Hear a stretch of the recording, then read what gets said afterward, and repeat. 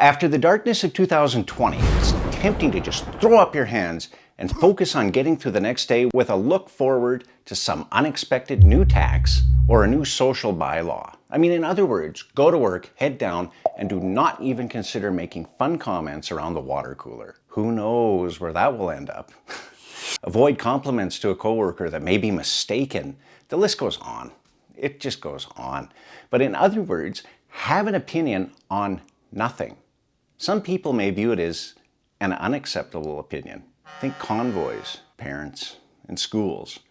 I mean, Rome lasted 1,000 years because it was primarily based on free speech, freedom of religion, and a common economic market.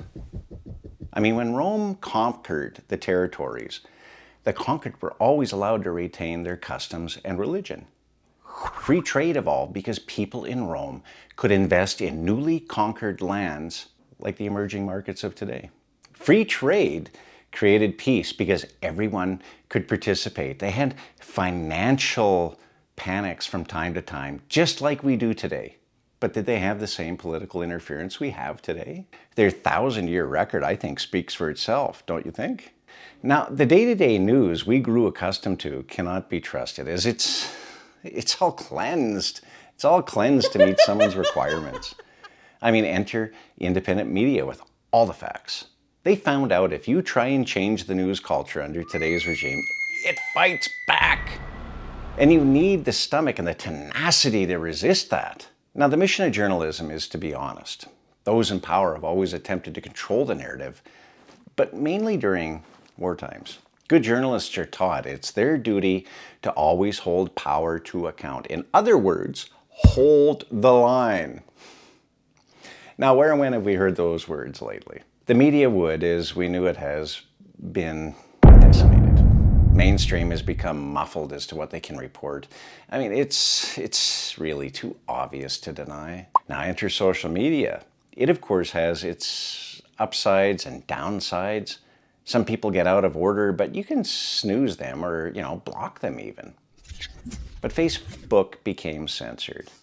I mean, after the AI fact checkers took over, don't use any of your grandma's jokes or you end up in Facebook jail.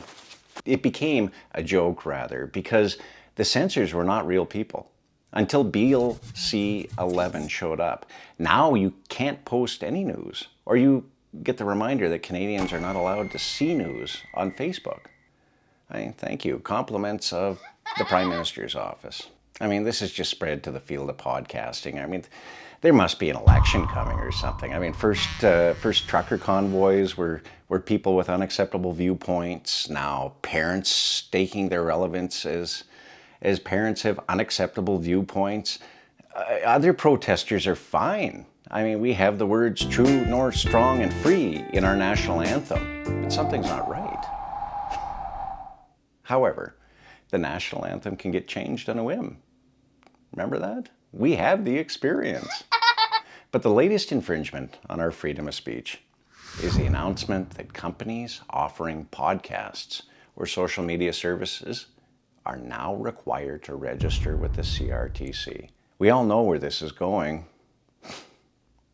Shortly, podcaster content will need to pass an acceptable review. If the world was laughing at Canada yesterday, they're weeping for us today.